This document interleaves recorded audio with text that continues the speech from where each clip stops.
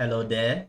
Good to come your way once again. I am Wisdom, your host on this channel, and I want to begin a journey with us as we explore some key lessons from one of my major major life mentors, Dr. Myles Munroe, and I'll be delving into a number of his books that are my topmost in terms of how it has benefited me over the years. And I believe that we would have a good time learning from the lessons that are um, going to be put up and the wisdom that is covered in the books that he has blessed us with uh, for generations. And in line with that, I think 2 days or 3 days ago, I I started a poll on the channel in the community section where I was trying to find out which of four books of Dr. Myles that I put up you would rank as your topmost. And think I received some votes so far, and thank you all who have been able to cast a vote in that poll. If you haven't, I would encourage you to add up your votes, and I'll be glad. So from what I've gotten so far, so that was 2 days ago, we have 36 votes, and the topmost at the moment is understanding your potential, and that is by whatever incidents is the first book of Dr. Myles Munroe I read some many years back as a young boy, and that sets the tone for understanding what I really carry, and it has been a major boost in my pursuit of purpose and unraveling the full potential that God has put in me as a young person. So I'm not so surprised it's ranking as the highest in terms of percentage at the moment, followed closely by followed by the Spirit of Leadership, which is one of my favorites as well. A key book that has helped in my journey as a leader in various fronts, both at the church level and during my undergraduate studies in school, and a number of other engagements. The Spirit of Leadership was one of the key highlights of my drive for leadership and effective leadership for that matter. Waiting and Dating, one of the favorite relationship books for a good number of us.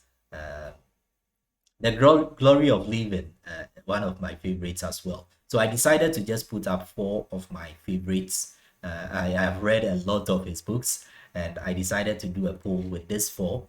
And I'm not surprised with the figures. Probably my only surprise will be with Waiting and Dating currently ranking with just 3%. Hopefully, as the polls go higher and as you contribute your votes to this whole exercise, I'm sure it may go up. But yes, understanding your potential is one of the key books that has really been a blessing to many, including myself. And so for that reason, I'll begin with understanding your potential, and what I'll be doing in the next couple of uploads will be to examine the book in terms of the content and some of the key lessons that we can draw. And in today's this is just an introductory video, and so I'll just begin by looking at a few things I've picked.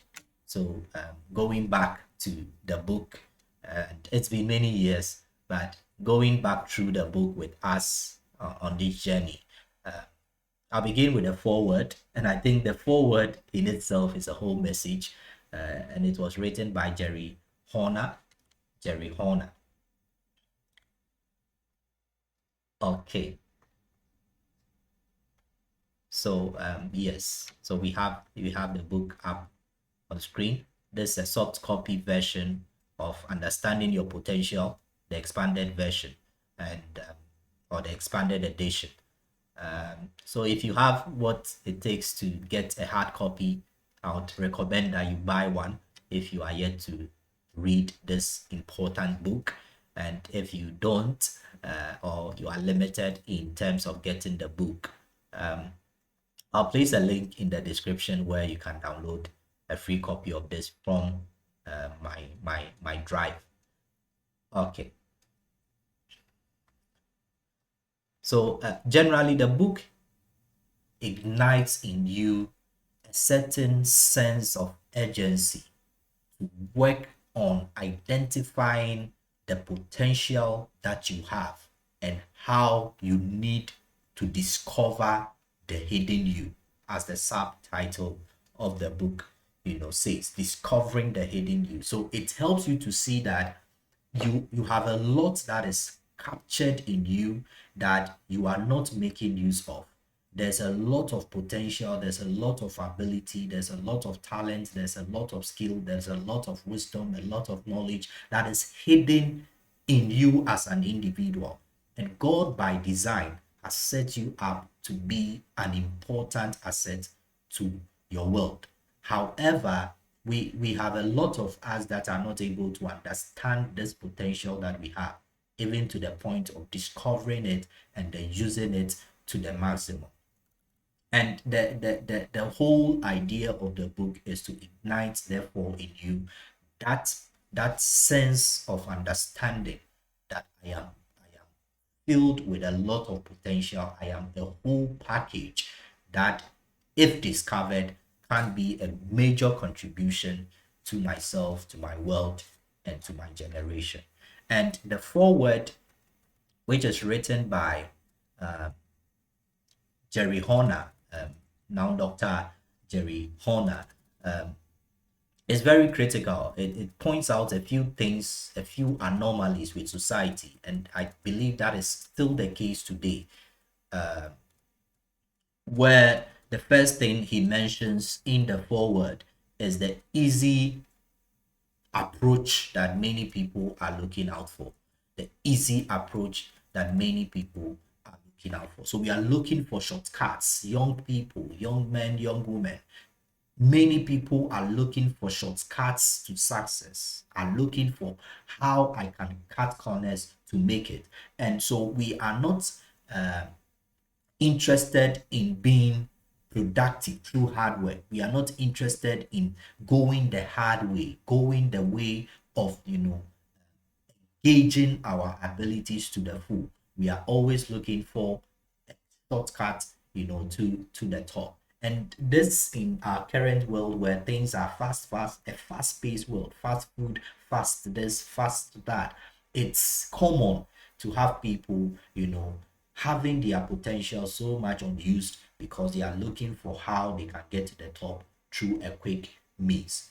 And that is one anomaly that Horner identifies in his foreword concerning our society.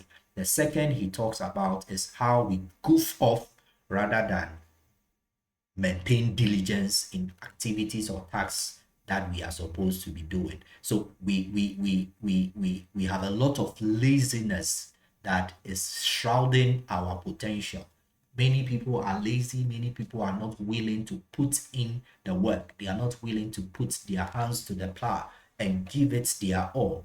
There is no diligence at the workplace, in our engagements with ourselves, our families, leadership.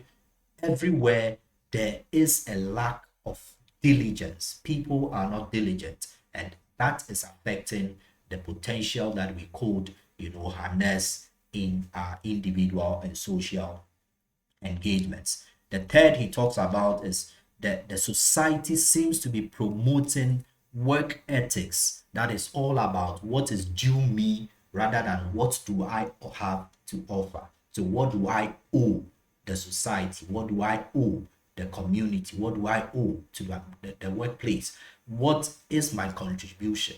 Our focus is on what do they owe me? What will I get? What is due me? And because of that, we fail to give of our best in whatever engagements that we find ourselves.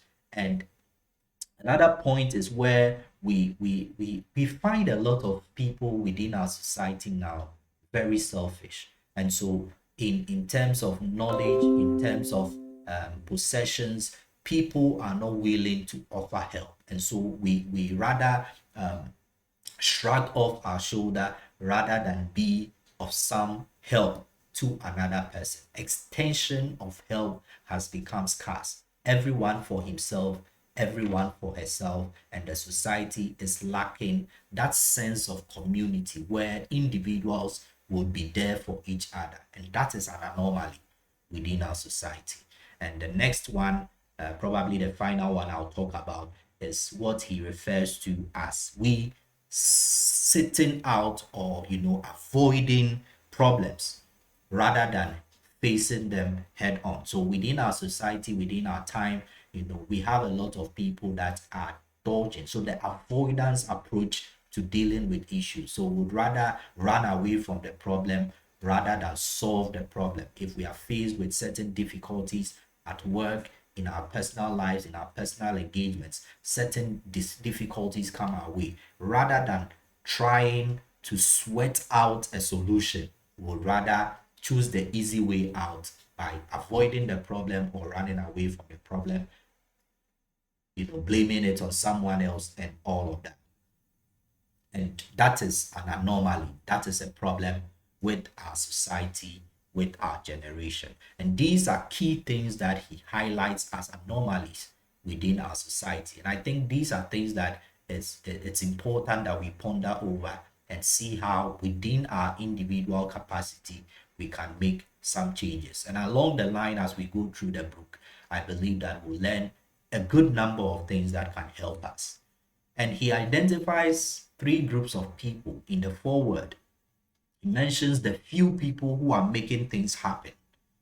And this is something that is commonplace, where you have just a few people taking the lead, being diligent, pushing in the effort. So they are at the forefront, making things work, and they are running society. They are running various realms of society.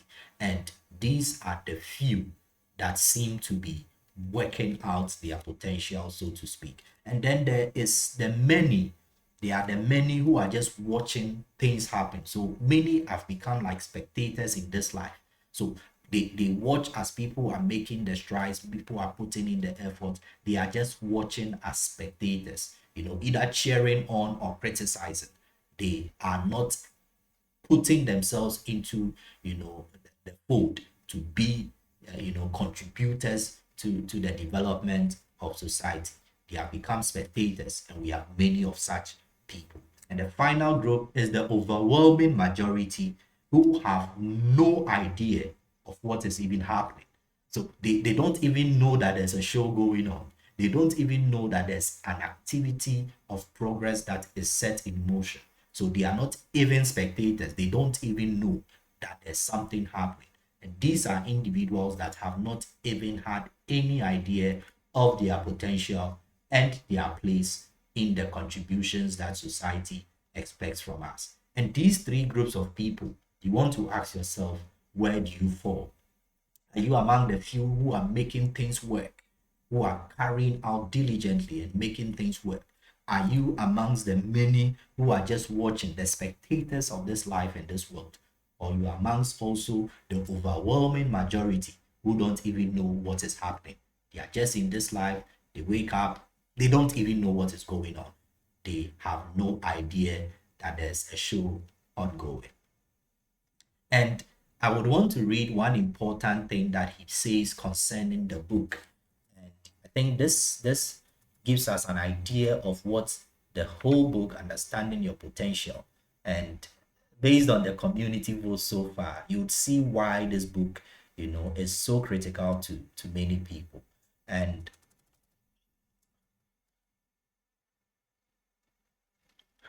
he says that everyone who reads this volume must come to the conclusion that success is not a comparison of what you have done with what others have done. It is simply coming up to the level of our best, making the most of our abilities and possibilities. Our abilities and possibilities. What you have within and what you can do. And This particular statement sums up what this book, Understanding Your Potential, has done to some of us and to many others across the world and across the years.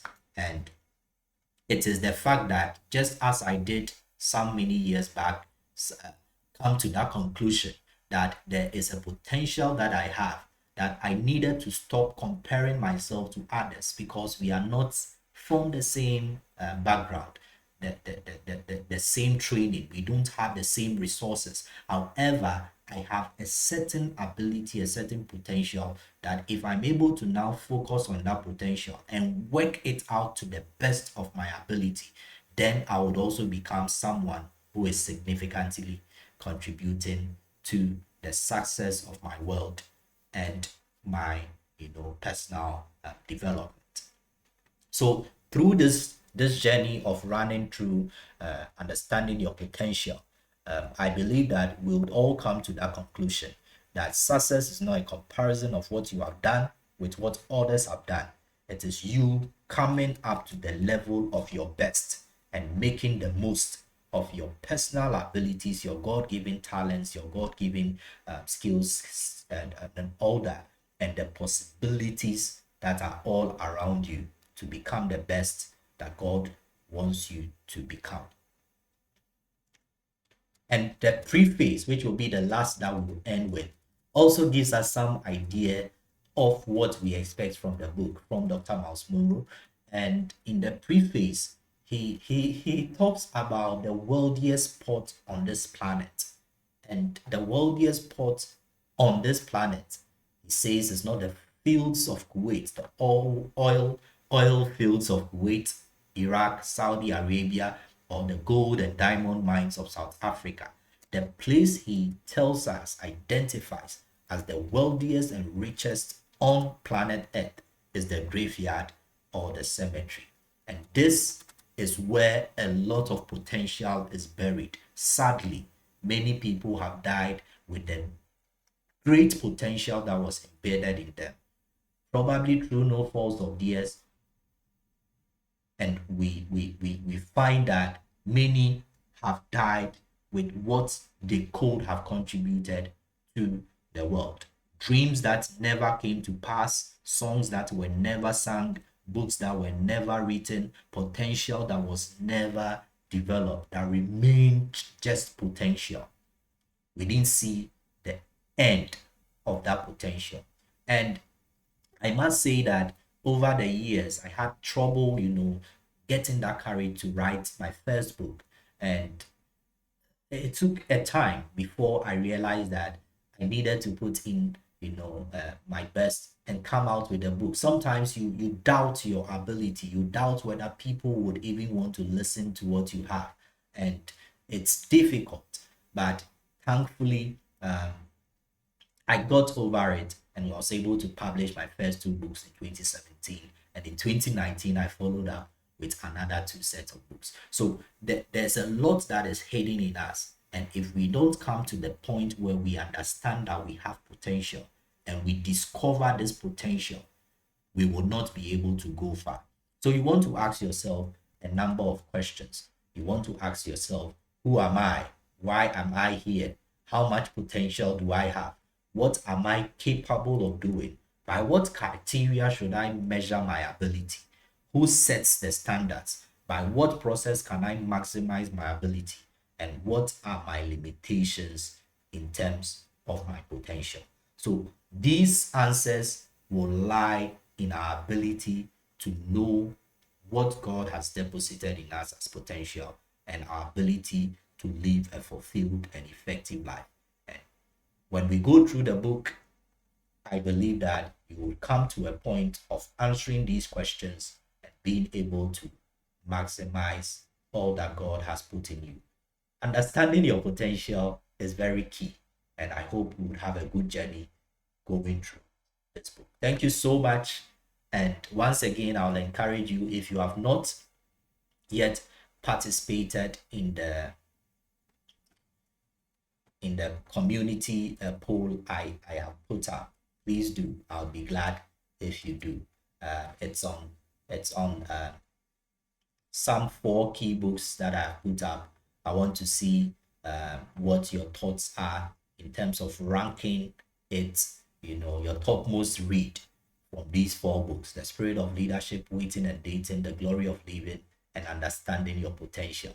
Personally, the first I ever read was Understanding Your Potential, and it sets the tone for all that God has been able to achieve with me and through me.